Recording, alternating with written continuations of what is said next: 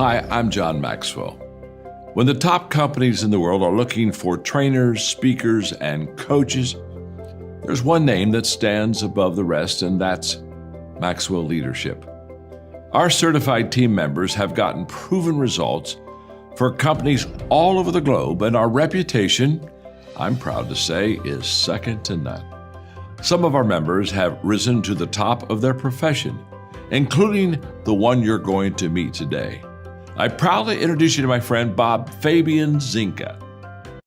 Welcome to the Leadership and Success Podcast with your host, Coach BZ, where we help you lead with purpose and succeed with impact. If you're ready to grow into the kind of leader others want to follow, this podcast is for you. If you're determined to elevate your success and leave a lasting legacy, this podcast is for you. As my mentor, Dr. John C. Maxwell reminds us, everything rises and falls on leadership. Our goal is simple: to inspire you, challenge you, and equip you with insights that can transform the trajectory of your leadership journey. Welcome aboard to another episode of the Leadership and Success Podcast with Coach B.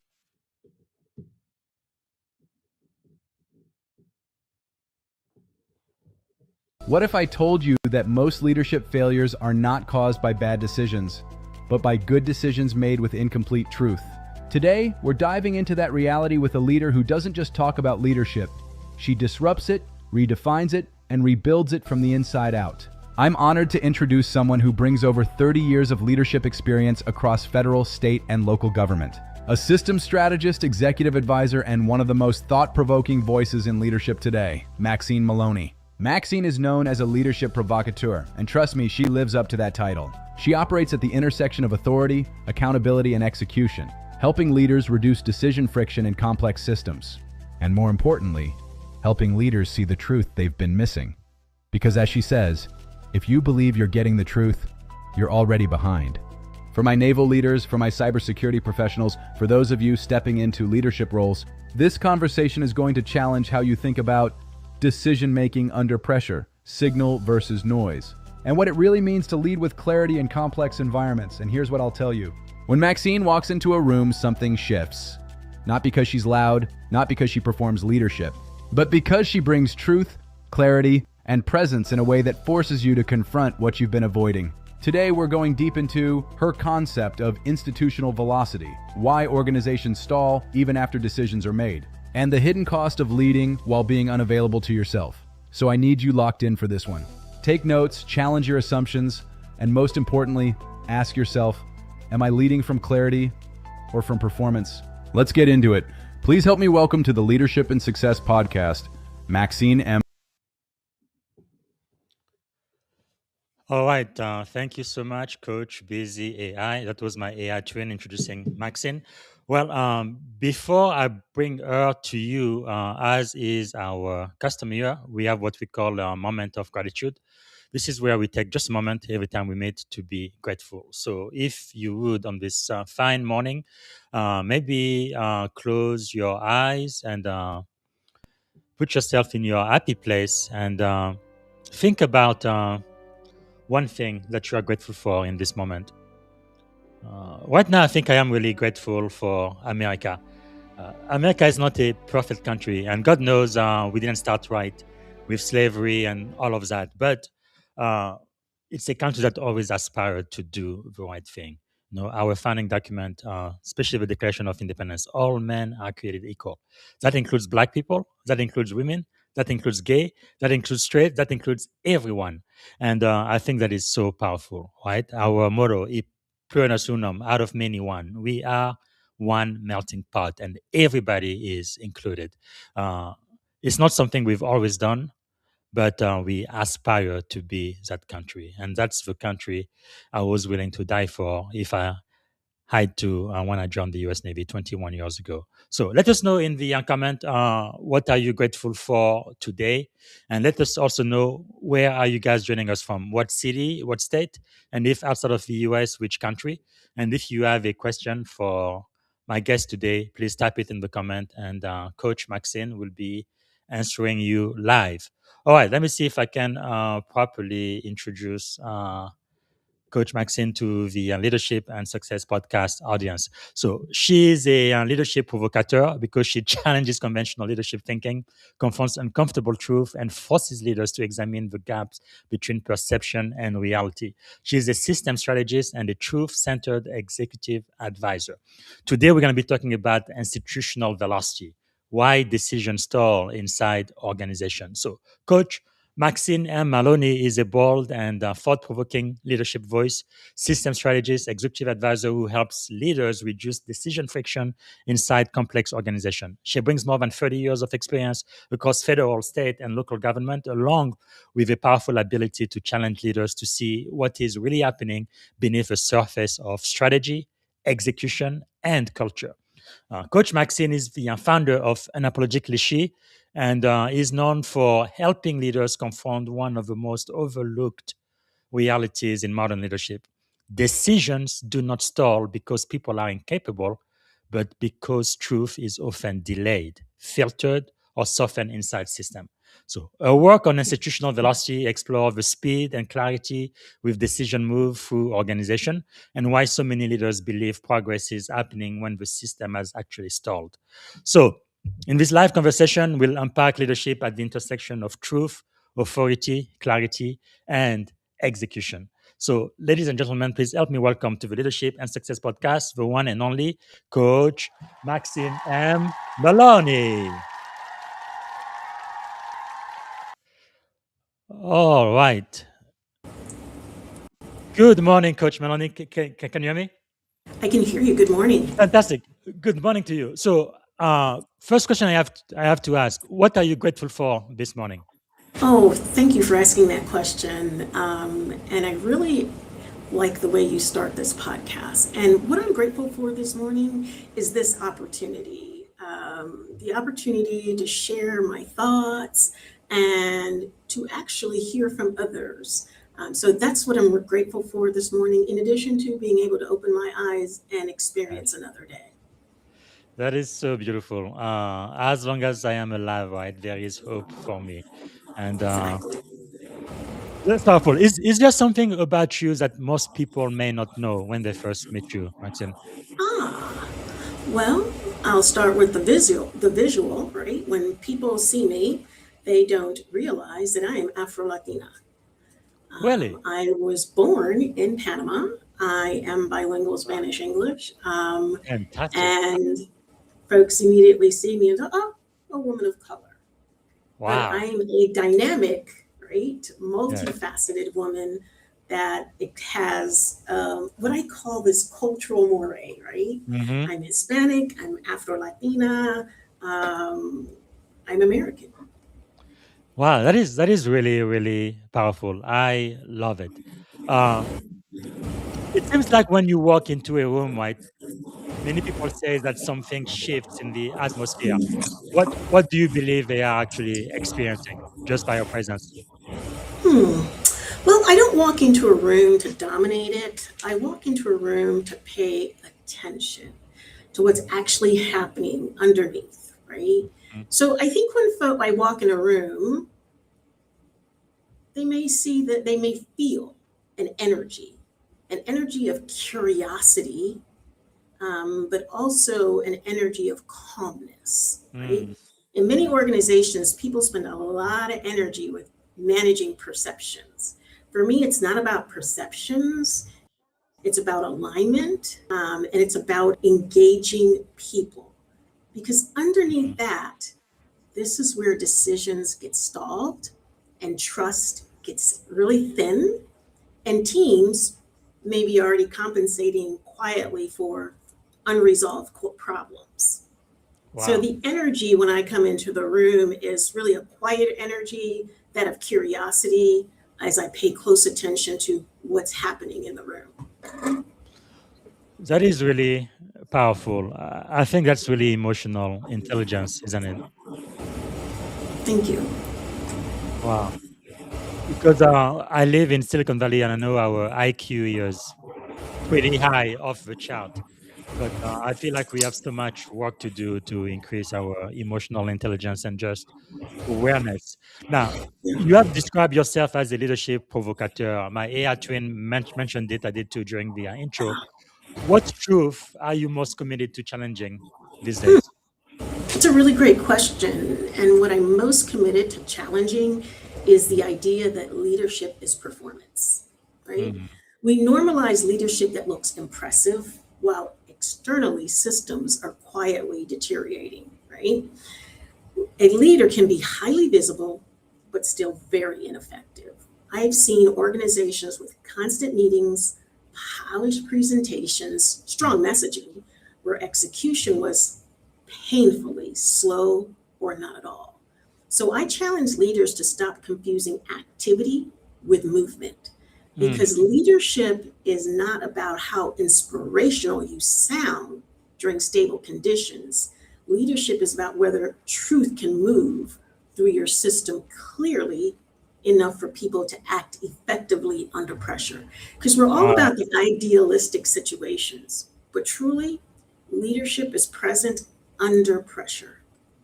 Wow, that is quite powerful. At what moment in your career you think you were kind of forced to rethink leadership, not as performance, but as alignment, as you just described it? Hmm.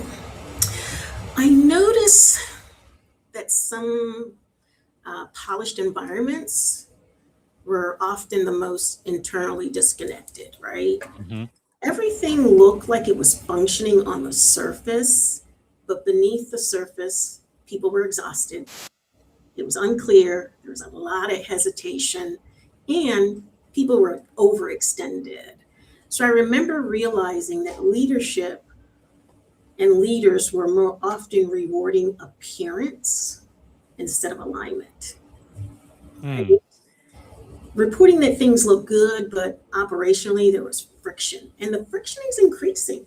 So people are managing optics instead of truly resolving problems. And that's when my understanding of leadership started to shift.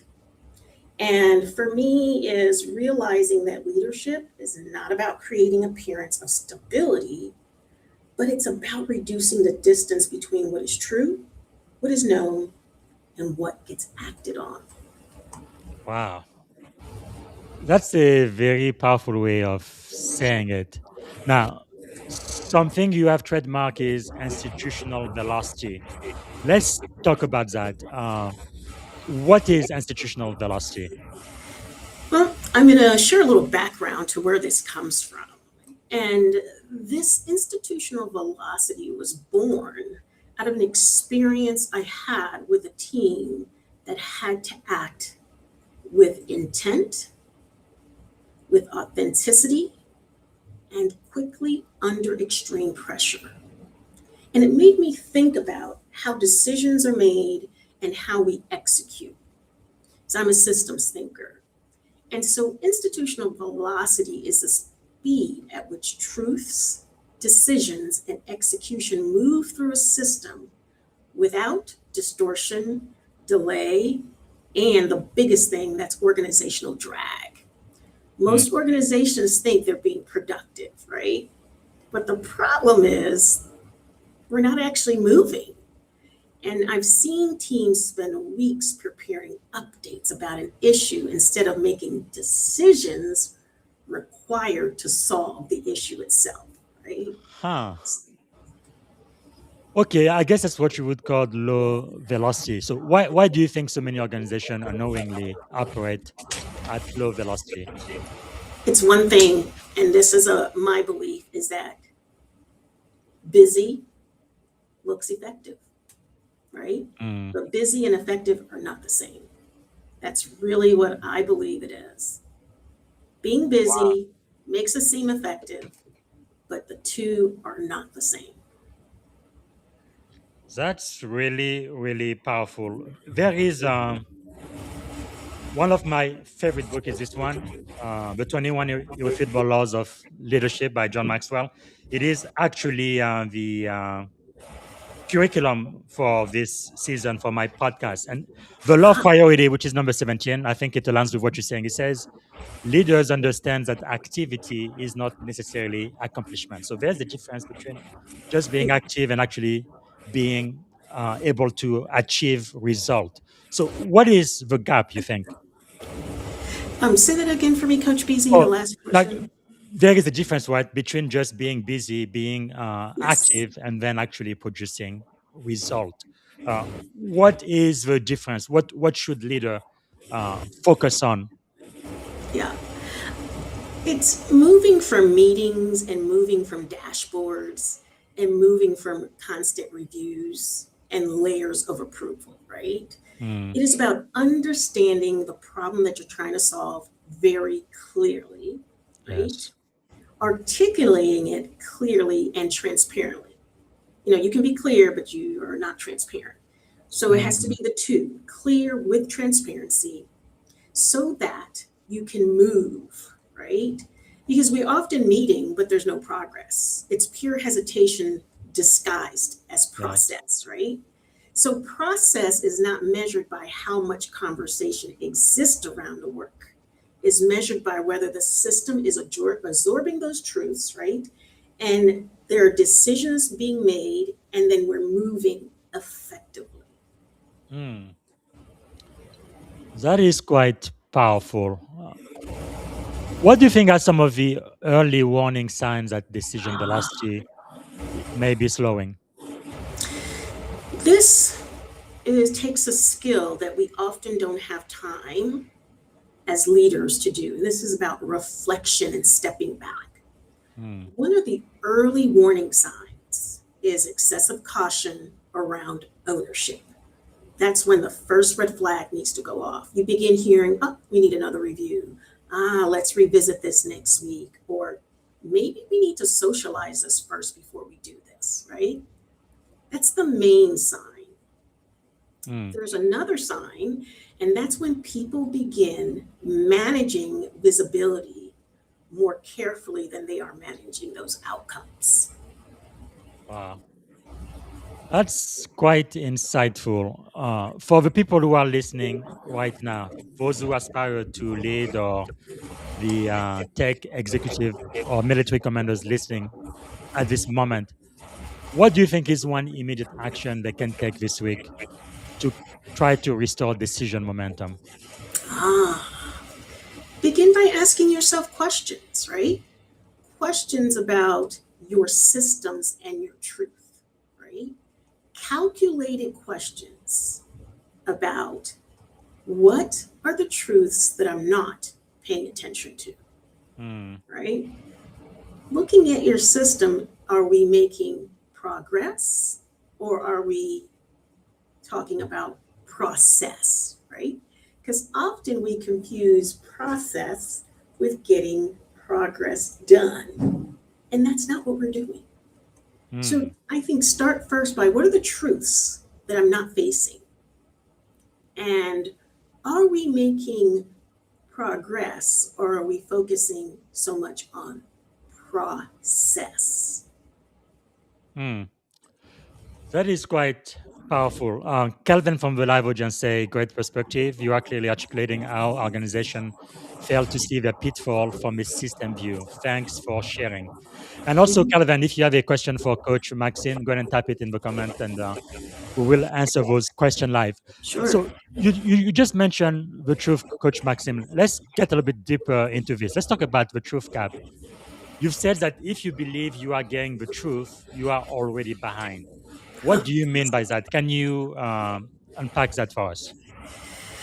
Well, delay compounds consequences, right? So in high stakes environments, delayed truth become operational vulnerabilities very quickly.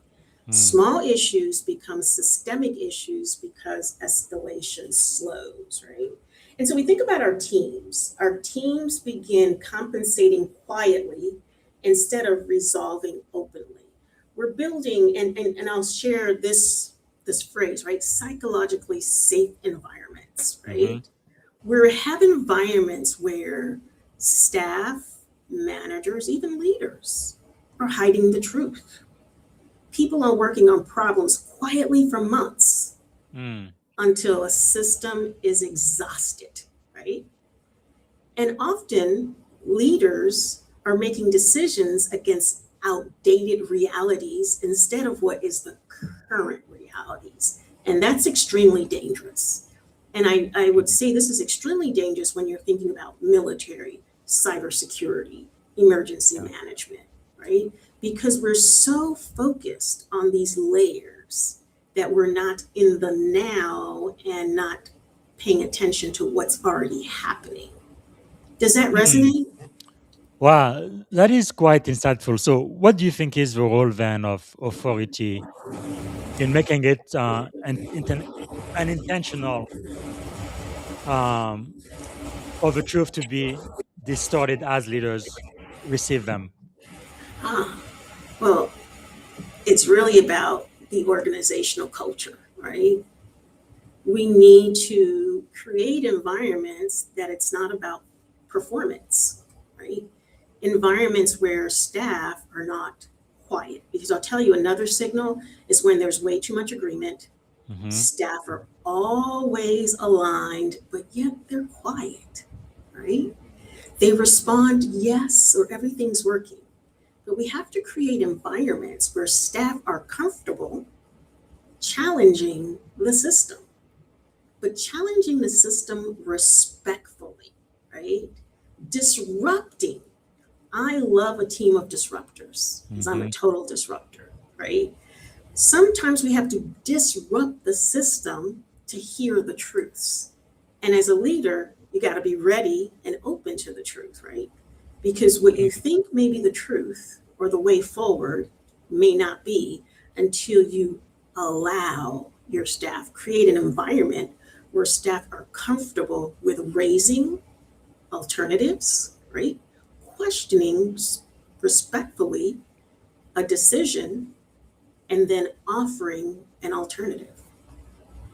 Wow, that is quite insightful what you just said, because I know in the number of mishap in the Navy, many times sailors are very afraid to let their commanding officer know, hey, there is something wrong here because it is bad news, right? And people Mhm. do not like to embrace the red. What do you think? What type of system or structure must leader kind of build to ensure that unfiltered truth, nothing but the truth, no matter how good or bad, right? Which is them. You know, internal leadership always becomes organizational leadership eventually, right? This is about internal leadership is not just about the executive leader, the commanding officer, right? Hmm. The director.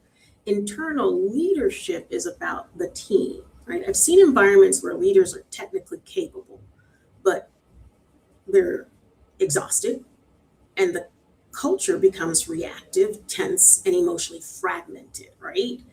When you have a team that is given the permission, if you will, right, to be internal leaders, then you have an organization that is agile and nimble and able to make adjustments successfully. Now, I think mentioning internal leadership, let's dig a little bit into it. I remember one article you wrote, The Cost of Leading While Unavailable to Yourself.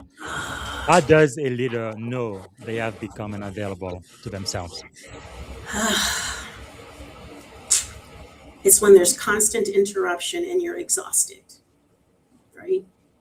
But you're not paying attention and all you're doing is reacting and responding rather than taking the opportunity to honestly reflect, have some quiet thinking, and moments without having to perform to the demands. Right? One thing I've learned that leaders spend as much time managing external signals that they stop listening to the internal signals entirely. So Wow. it means reconnecting, right? And asking some really very simple questions. What am I avoiding? What Hmm. am I tolerating? And what truths about myself have I stopped confronting? Say that one more time, please. That's powerful. Yes. So to reconnect, right? Simple questions. What am I avoiding? Yes. What am I tolerating? And what truths about myself have I stopped confronting? Wow.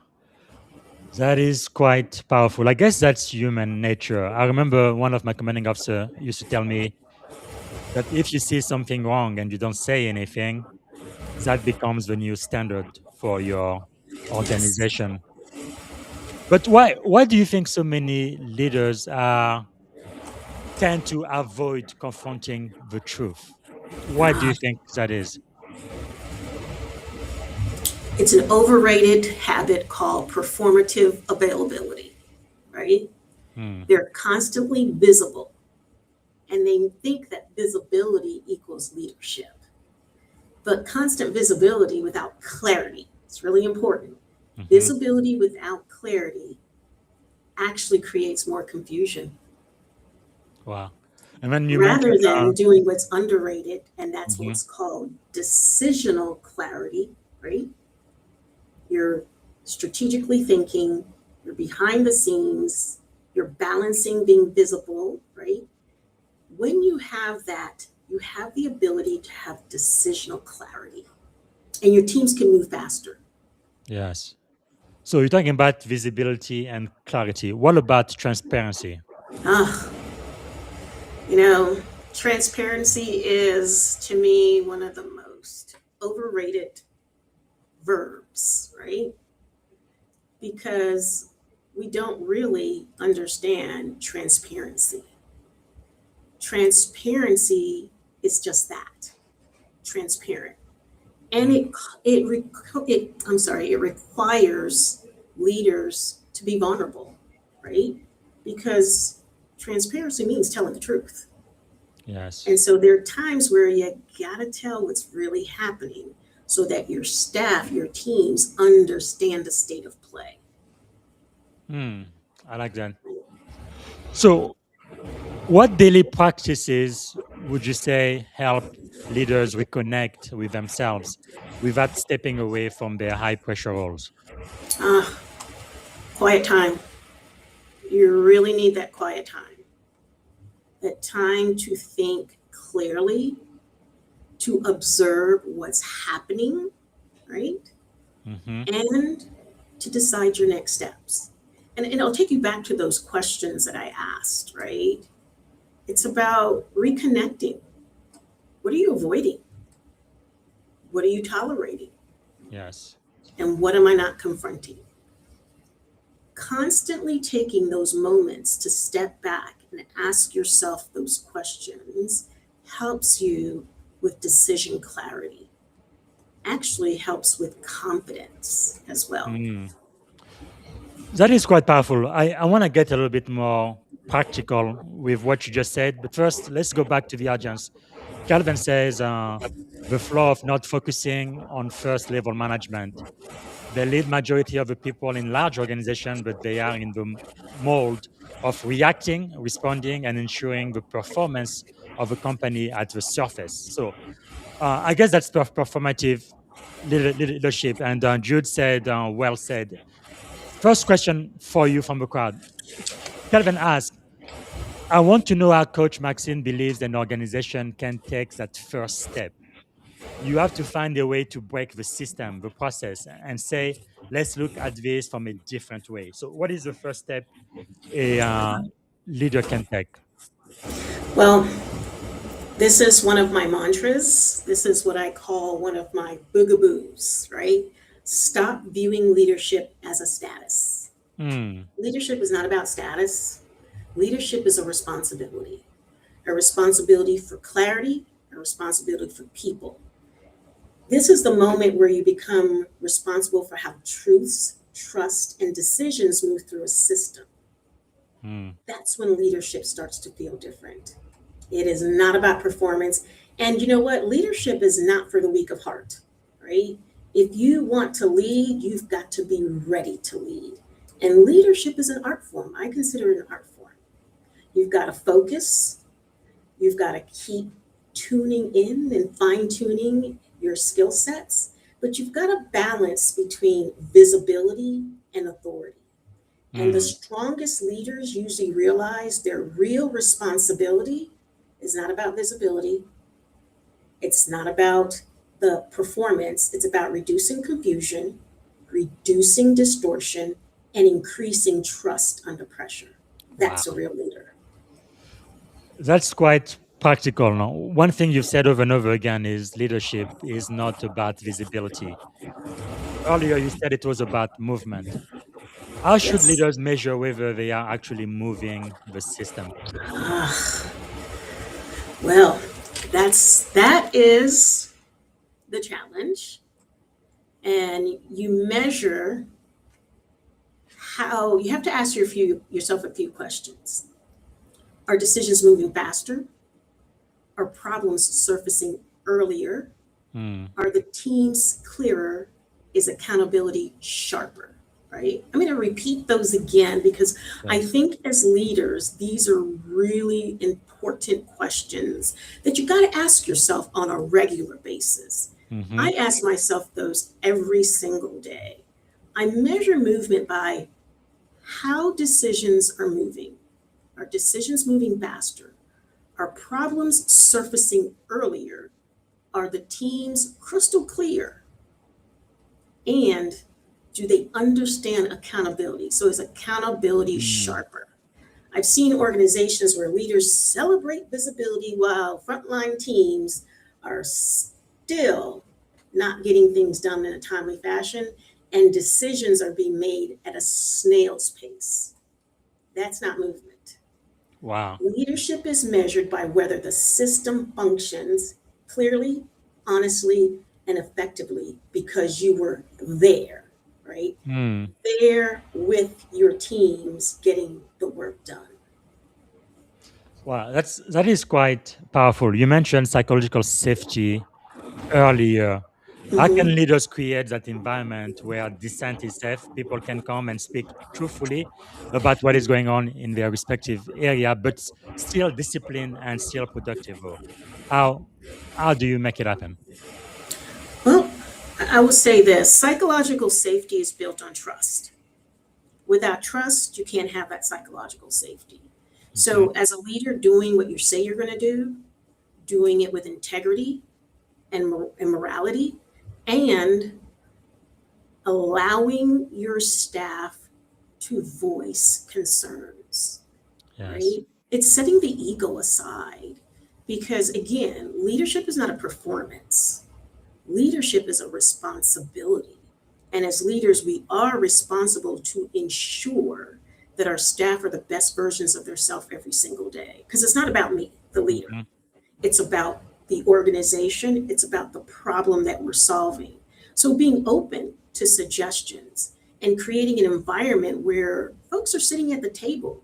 It doesn't matter what your title is. What really matters to me as a leader is what are you bringing to the table and how are you helping us take this issue to resolution and doing it well through excellence and integrity. Wow. But staff can't feel safe if I don't demonstrate those behaviors and I am not safe, right?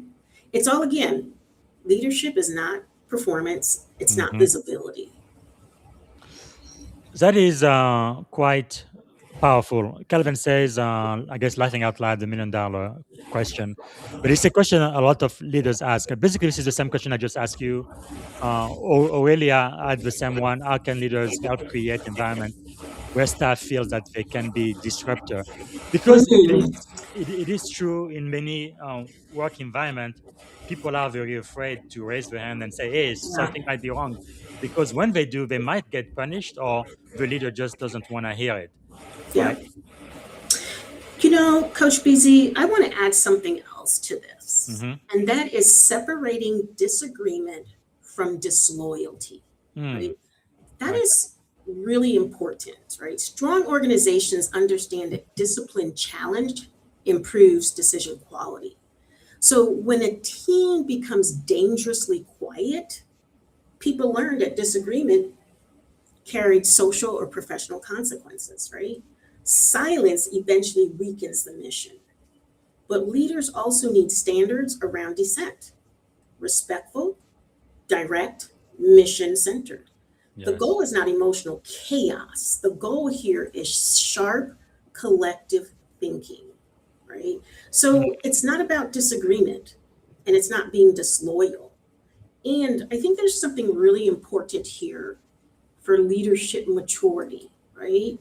It's not about what you do for me. It's not about how you stroke my ego. It's about how are we getting the work done together?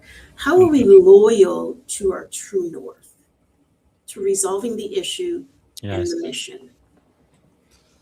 That's powerful. It reminds me of one of our leadership mantra in the Navy. We said mission first, but people always, right? Taking care of the people Yes. to accomplish the mission.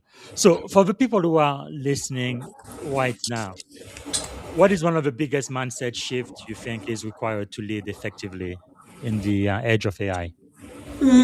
This is a good one. And it really goes back to what I've said a lot earlier is stop viewing leadership as status, because it's not status. It's a Yeah. responsibility, and it's a huge responsibility that you carry, right? So when we think of leadership, it's really about the responsibility to be really clear. You're Mm. responsible for how truth, trust, and decisions move through a system. When you think about it that way, leadership is real different. I think many emerging leaders should focus on balancing visibility with authority first. But the strongest leaders eventually realize that their real responsibility is about reducing friction, confusion, distortion, Yeah. right? It's Mm. all about trust. Everything boils down to it's all about trust, because when staff feels safe, they can do anything. And I have That's so true. teams that have proven that. Yes, yes. I think that's why in the military, people would go to the end of the earth and be willing to take a bullet for the people to their right and to their left. It's Yes. pretty amazing when you see that. So let's talk about the future of leadership in the age of artificial intelligence. You said earlier that 2026 will expose leaders operating on delayed truth. What does that future look like? Huh. Well, systems are moving too quickly now for slow clarity and heavy filtered information, right? And our organizations are built on these excessive hierarchies, artificial harmony, decision hesitation, while struggling under increasingly complex Mm. decision making in complex issues. I think we're entering a period where leadership effectiveness will depend heavily on how quickly organizations can process reality, right? The reality, the now, the moment, Hmm. honestly. That is really crucial because if you Wow. can't process your reality and you're still focusing on the steps of the problem from 3 months ago, you're Mm. not making progress. Wow. I like that. So, how should leader then prepare right now to remain effective in increasingly Hmm. complex, fast moving, and automated environment? Ah, it's all about that velocity. How do we nimble? How do we move quickly? Clarity, Mm. increased decisional clarity, and reduce the distortion, right? You know, being clear, being transparent on what is really happening and how we can tackle it as a unit really Yes. helps decrease decision making, slow decision making, right? All of this, Coach BZ, really centers on trust. Environments where people can surface a problem Hmm. very early without fear or retribution. Yes. I think the future leadership advantage will come less from control, but more from adaptability and signal accuracy. And Mm. that requires listening in, and Yes. taking moments of quiet. Wow. That Right? is powerful. You just reminded me of another leadership maxim my mentor taught me, which is rank is rented, but trust is earned. Uh, I guess trust is really the foundation for any high performing team, isn't it? Yes, you're so right. Without trust, you really have nothing. I'm a really firm believer in I am nothing without my teams. Mm-hmm. So it's not about my performance. It's not about how articulate I am. It's not about the relationships that I make outside. It's Yes. about how I build my backbone, my infrastructure, and that's my team. Whether Mm, it's the frontline team, the supervisors, the managers, the admin. yes. Without them, I am absolutely nothing. Wow. That shows a lot of humility too. Well, I think people go into leadership for ego, right? Yeah. Ego and salary, Yeah. but it's not about that. And Mm, true leadership does take that humility. It takes stepping back. It takes yes. realizing that leaders are actually really good followers. That's true. That's true. All right. I want to ask you one last question a bit before I go into the last segment. For emerging leaders who are listening right now, what do you think is one of the biggest mindset shifts that's required for them to be effective leaders? Ah, don't go in this for your ego. Mm, Don't go in this for performance, right? Leaders work really hard. You work hard a little differently. yes. You are strategic, you are observing, and you are thinking. And if you're spending way too much time in meetings, you're spending way too much time putting out fires, you're not leading. Mm, You're wow. performing. I I love it. No, Calvin says he had to go. Disappointed I have to step out. This has really been a better use of my time this morning. I could have possibly imagined. Thank you both.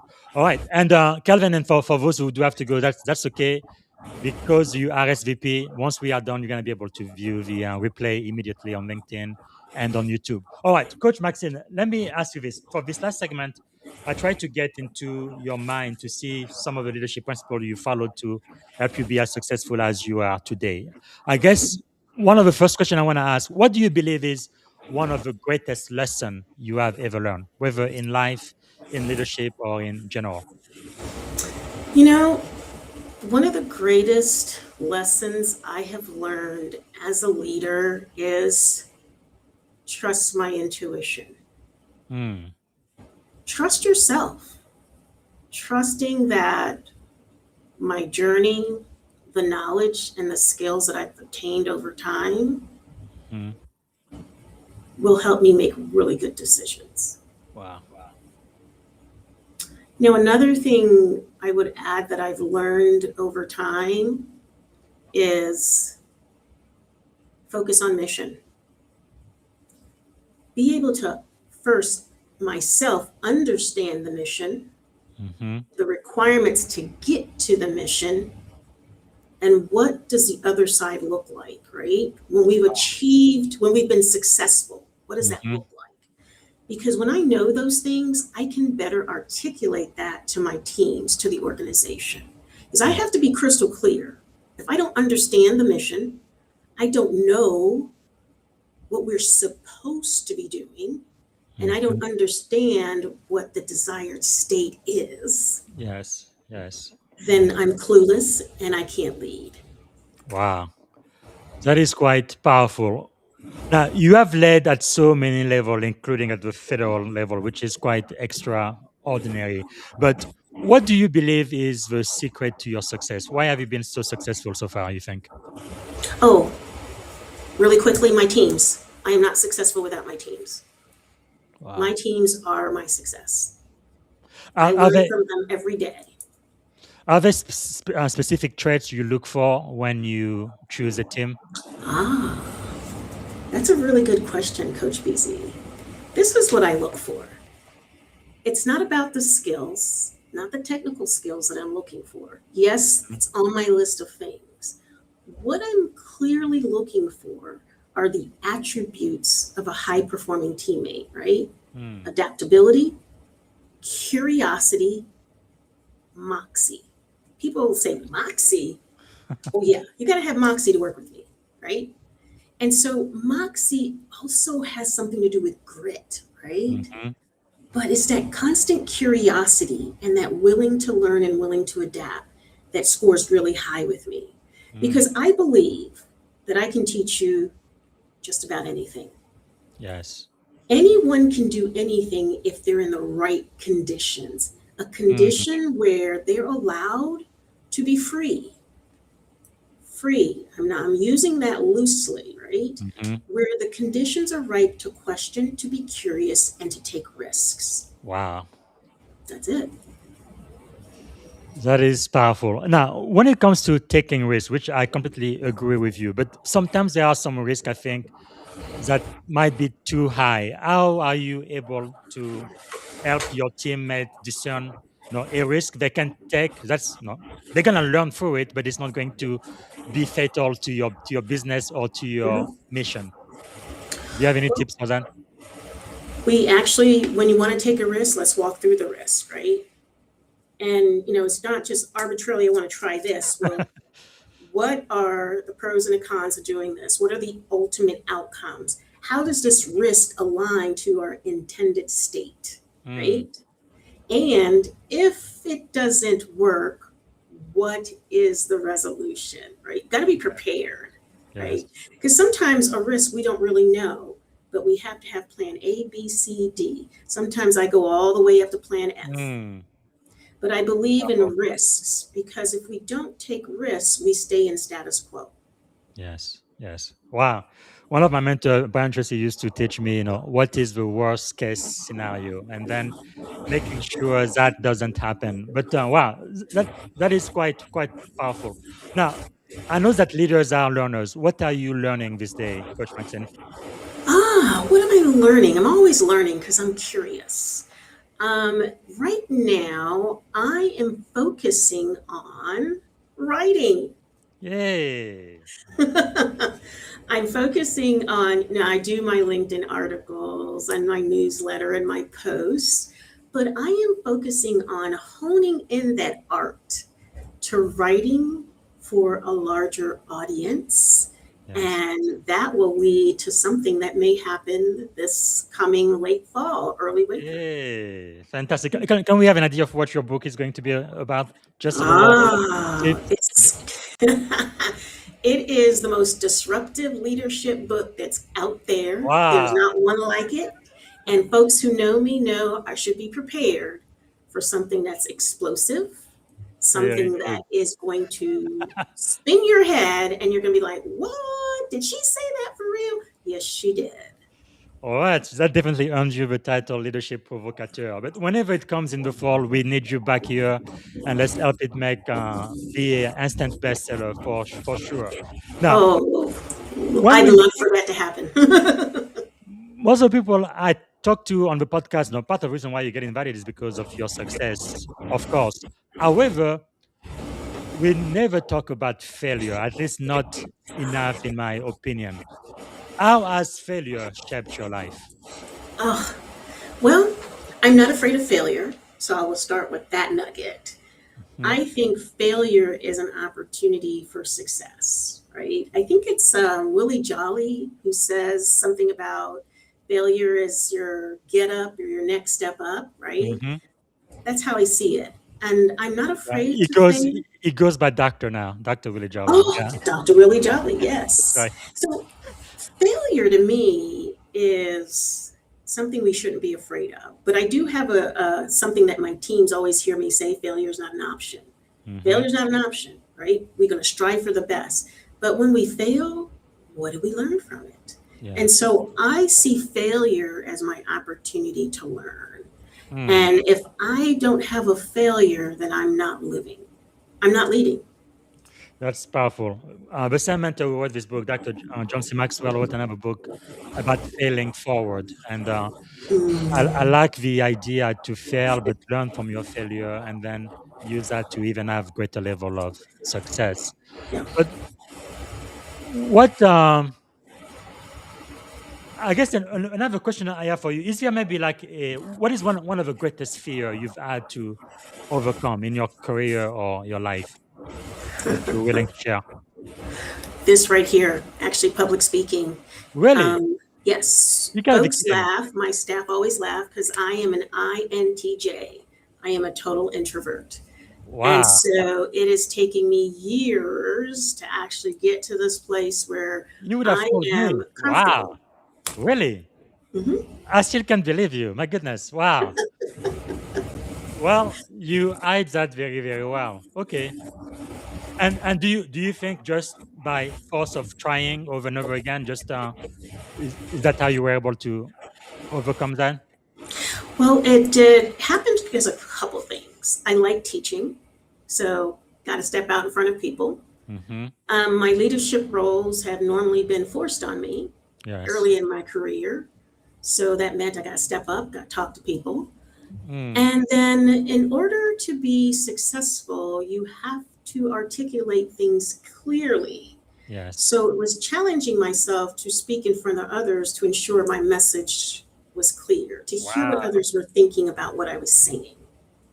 That is really, really powerful. Thank you so much for sharing because I know they say in America, most people rather pay more taxes or even die than speak publicly. So, congratulations. It's how place can I encourage someone who's listening now? Now, let me ask you: if you could choose three people, right? Three people, they could be alive, dead, or even fictitious character to have dinner with. Who would you choose and why? Oh, I love this question. Three people. One, my grandmother, because Mm. she is my exemplar of a leader. She was the community leader. She is the community leader. She's 103 years old today. Wow, She's that's amazing. 103, and she's still vibrant and supporting the community. She Wow. taught me about human and social services because everyone in our community came to Senora Alicia for Hmm. support, right? She fed Wow, you, she clothed you, that's she amazing. loved on you, and it would be her. The Wow. other one would be Queen Nefertiti. Hmm. Her brilliance and her quiet leadership is under recognized for the impact that she had Hmm. over centuries and still today.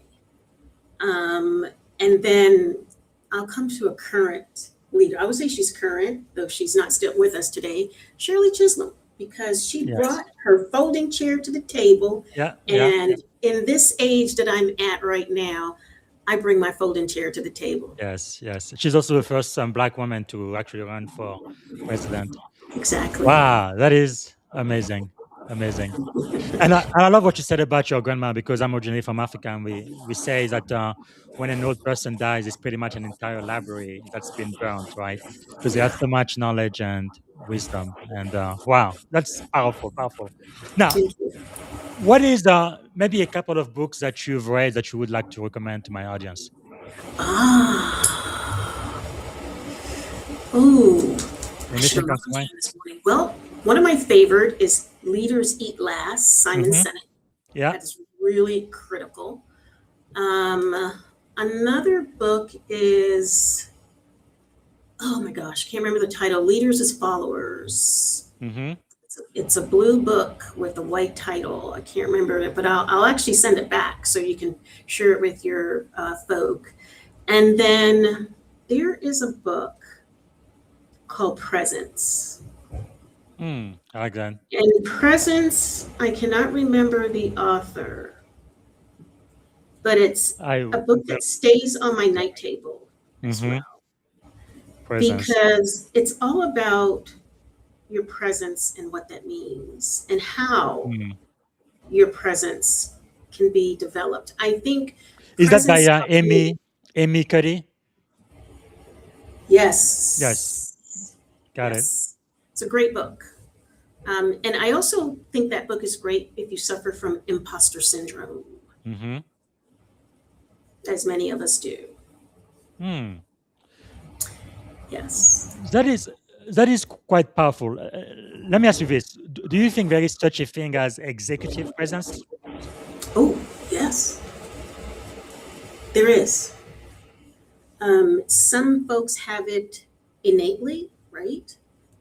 It's also can be developed. Mm. I will say on my teams, it is present because you cannot tell sometimes who is the executive. Wow. Says that one more time. That is quite powerful. You can't even tell. Yes. So on my teams, executive presence is part of our team because you cannot always tell, well, who is the executive on this team, right? Wow. Because executive presence has a lot to do with integrity and confidence to me, Mm-hmm. right? It's how you carry yourself. You might think you have executive presence, but you really have ego, right? Yes.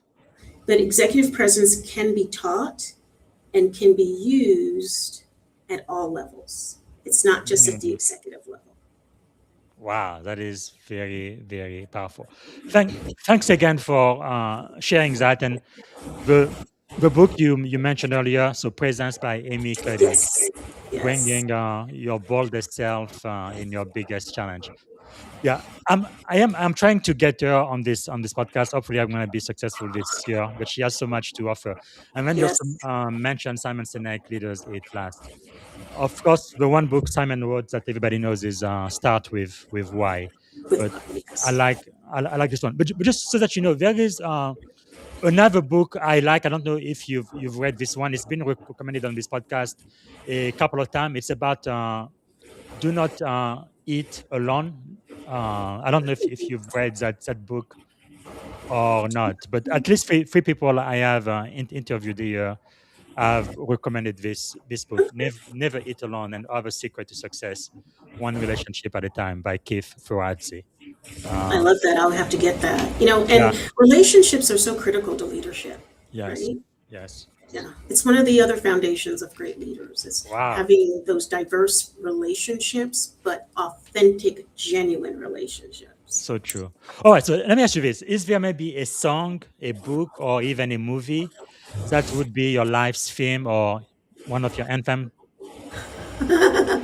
Well, there are two Okay. songs. One is my personal song. It's called Who's That Girl by Eve. Hmm. I get myself jazzed up. Mm-hmm. There's a second song, and I want to dedicate Coach BZ this song and this episode to a team that inspires me to be my greatest every single day. This team that touched me to my heart emotionally. And I'll Mm-hmm. give you their initials and they may know who they are, LAT. And that song is They Are Not Like Us. And Hmm. everybody knows that song, They Not Like Us. And that is because there's never been a team I've ever experienced quite like the team of the LAT. Wow. And the book,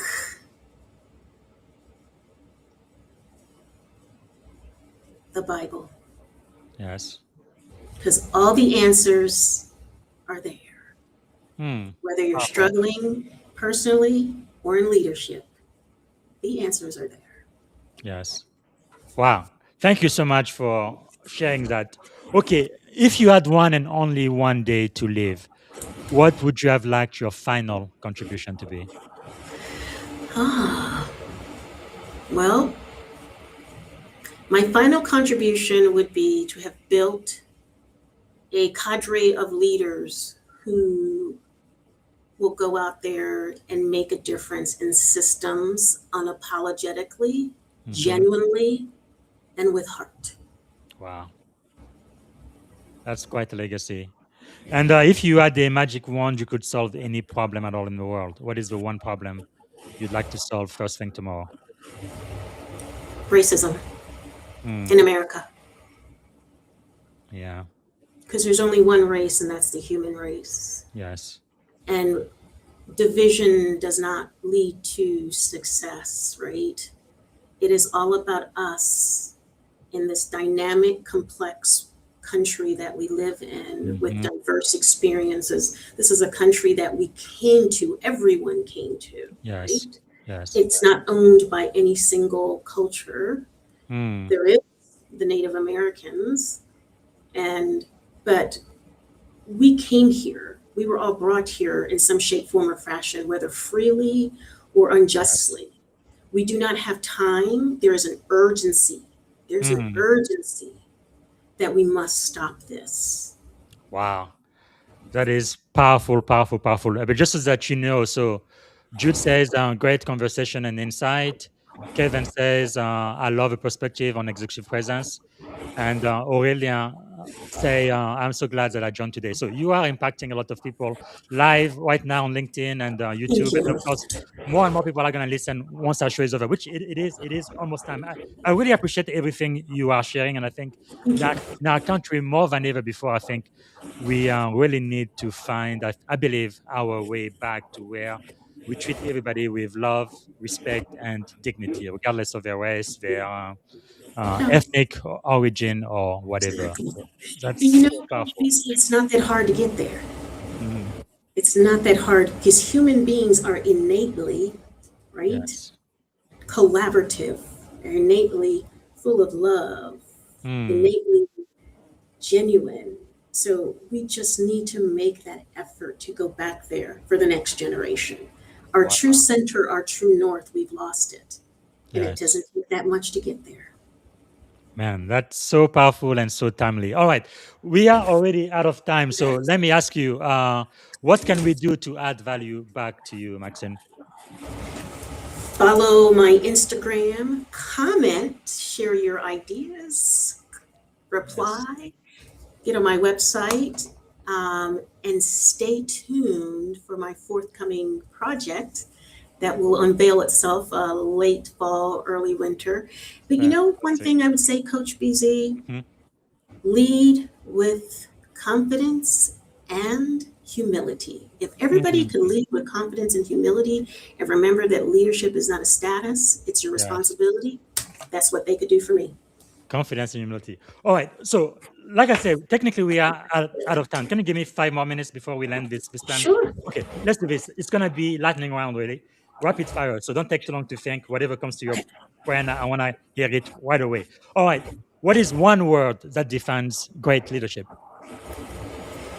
Genuineness, Okay. Morning routine or practice that keeps you grounded. reflection. A book or a quote that changed your life. Ah, the one book that comes to mind is Bible, but there's a second book and I can't get the title. Who's the book by? The second book. What is the book about? It is one of it's about the forest. Oh my gosh, seeing clearly through the forest. Oh my goodness. Seeing clearly through the forest. It's got a blue cover. Hold on. I'm experiencing old age Because now. it is okay. Because one of the reasons why I do this podcast is to find out what is the next book I need to read. Is it Seeing the Forest Through the Trees by Sylvia Stone? Is that it? Yes, sir. Okay. I got it. Because I also have a digital bookshelf, so I'm gonna make sure Yeah. to add that. Okay, got it. And let me see. What inspired you most today? Staff, the LAT are my Mm, center. fantastic. Okay, a leadership habit you refuse to compromise on. You're gonna do no matter what. Being unapologetically me. That's right. Okay, what is a question every leader should ask themselves frequently? Am I leading? Hmm. Am I I truly leading? And do I Wow. understand leadership? Wow. Profound. Okay, what did you want to be when you were a kid? Okay. This was funny. When I was a kid, I wanted to be an archaeologist. Really? Huh. Yes. Very good. I guess that's not what you're doing now, but in a way you are, because you are a leadership coach, right? So you are, I guess, trying to find out the leadership principles, right, and then teaching it to others. So I guess in a way you are. Okay. Free adjective describing you as a child. As a child, Mischievous, Mhm. quiet, One more. challenge the system, challenged, Okay, challenge the that system. provocateur out of you. What about as an adult? As an adult, disruptor, Two more. profound, One more. and unapologetic. Oh, right. Okay. So we are coming to the end of the show, and I like to end on a positive note. So, what is one thing you are feeling optimistic about these days? I am optimistic about the possibilities of what we can do when we are under so much pressure, Hmm. so much divisiveness, and so much attack, Wow. because that's when innovation and creativity blossoms. That's powerful, powerful. All right. The very, very last question, and this is it. I'm going to ask is one word that represents our shared experience on this podcast today. One word. Magnificent. Well, Coach Maxine, I am so grateful you were here. Thank you for being one of our master teachers today and sharing your wisdom with us. Again, when that book comes out in the fall, please, please come back and let's make it a bestseller. Thank you so much for taking the time to I share look your forward wisdom to with it. us. I Thank you. appreciate that. All right. Thank you for having me. Thank you. All right, everyone. This is one for the book. Again, follow Coach Maxine. Let me make sure I get the right caption here. So she's on LinkedIn M Maloney, and her website unapologetically.com. And if you want to hire her as a consultant or a speaker, you can go to her website as well. This has been quite fabulous. I think I have learned so much today. And if I could kind of summarize some of the things we talked about today, I think leadership may not be what you think it is, but really, I feel like at its core, it is about taking care of your people. That's really what she talked about. If you have clarity, if you show respect, if you really show true care for the people who work for you, like she said, there is nothing that they would not be able to do. Wow, I am so grateful for that. Now, for us to end the show today, I was gonna show you a couple of video to celebrate what I call Black History Year, because Black History Month is only 28 days. That's just not long enough. I have written a couple of LinkedIn article where you can find out more, but I want to play a quick video about this man here, William Thaddeus Coleman Jr. Uh, and we want to learn about what he was able to accomplish, but also this man, this was the very first I believe elected uh, politician in the US, black. He was a lieutenant governor for Louisiana has been in the news quite often these past couple of weeks. I think it's very important for us to understand black history because it truly is American history. And I am going to play those quick videos. It doesn't take very, very long. And that's going to be the end of the show today. But later today, I believe at 6 p.m. California time, so 9 p.m. on the East Coast, I'm going to be talking to Coach Pavitra Venkatesan. She's written a book, Archetypal Remembering. We're going to be talking about rediscovering the self beneath the role. And then tomorrow, Wednesday, I'm going to do something I've never done before. We are going to have our show in a foreign language. We're going to be having the Leadership and Success podcast, not in English, but in French. We're going to be talking French for about an hour. I'm going to be speaking with Coach Nathalie Colombat from Lyon, France. We're going to be talking about conscious leadership, l'ère de l'IA et du burnout. Now, the good thing is, for those of you who speak English, later that day around 9 a.m. California time, we're going to have the same show, this time in English. And The reason why we're going to do English second is because she does speak English, but English is not her first language. She doesn't feel so comfortable doing it. But I was able to inspire her to do the show in English too. For most of the people, more than 70, almost 80% of people who follow the show speak English. But when we do the show in French, if you are with us, you can go to YouTube. You're going to be able to look at the caption, live caption in English on YouTube.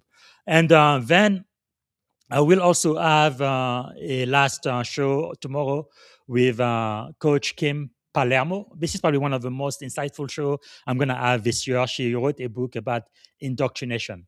Indoctrination 365, the stories America never fully told.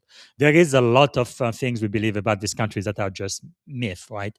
They are not real. And she's going to go back our real history and really show us what we can learn from our true history. And I think it's going to go back into the theme of what Coach Maxime talked about, trying to eradicate racism from this land. We are going to be celebrating 250 years now as a country, and I think it's about time that our country become what it aspired to be from the very beginning, right? All men are created equal, a country for all people, where everybody has the same position before the law. So I am looking forward to that. So I'm going to play a couple of videos to celebrate Black History Month, and that's going to be the end of the podcast today. Thanks again for watching.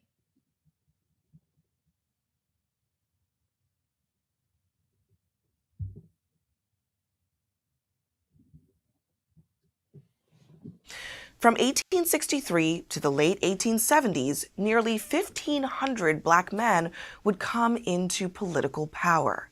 CNN's Suzanne Malveaux tells the story of one of them, Oscar James Dunn.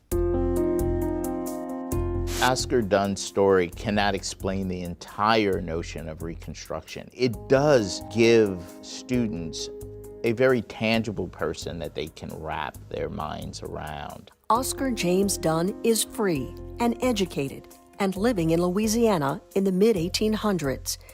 He teaches music for a time and is a leader of the local Freemasons. During the war, he sees slaves around him freed and knows white businessmen will still need workers. The slaves have no idea of what wages are now that they're freed. And they need people to negotiate contracts for them so they are not cheated. Dunn begins negotiating these contracts, and he becomes very, very successful at that. New Orleans is a unusual place, of course, because it had this very complicated demography. There was this significant free people of color population who were highly educated, and they took the occasion of the new government to demand the right to vote.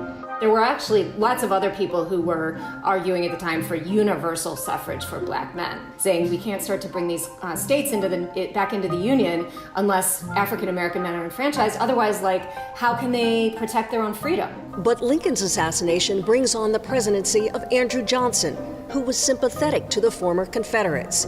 While the Republican Congress continued to help former slaves establish homes, build farms, and attend schools, they were divided over the issue of the vote. We can't imagine a country in which Black people are on the same level as white people.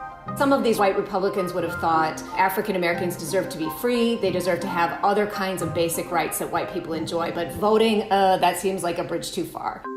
Under Johnson's easy hand, Confederates cling to control in the South. They enact racist policies and legal codes. But across the South, Black freedmen like Dunn persist in pushing back. In 1866, a firestorm ignites. In Memphis, white mobs massacre dozens of Black people. Months later, in Dunn's hometown of New Orleans, Black delegates and white supporters leave a meeting at Mechanics Institute when they're brutally attacked and murdered. But Oscar Dunn is not there. He'd been warned not to go. The belief that you could simply overturn elections, that you can incite violence as a legitimate method of putting people into control. These sort of threats were in the air all the time during Reconstruction. The violence convinces Republicans in Congress to help. On March 2nd, 1867, they override Johnson's veto and pass the Reconstruction Act. They call for new laws and new leadership across the South, and they guarantee the vote for Black men, hoping the hundreds of thousands now free will come to the polls to support these changes. And they do. Hundreds of Black men are voted into statewide office, and Dunn is one of them. He becomes Lieutenant Governor of Louisiana and serves under Governor Henry Clay Warmoth. Dunn believes the vote grants lawmakers like him the power to begin the long, slow work of breaking down segregation. He puts Black men on the local police force and sends his own children to all-white schools. I believe that racism happens when we can keep distance between people. What African Americans, even Oscar James Dunn, realized was education gave us the opportunity to dismantle racism if we allow children to just be children. Dunn's vision stretches far as he travels from Louisiana to Washington, D.C. to Boston, speaking out against racial segregation. But his ambition has little time to rise. His term is cut short after 4 years. Dunn gets violently ill after having gone to a public dinner. Many of his friends and family maintain that he could have been poisoned at this reception. He's only sick for a few days and he dies. In the years that follow, the rise and fall of Black power is swift and fleeting. Reconstruction came to be the high watermark of Black political leadership.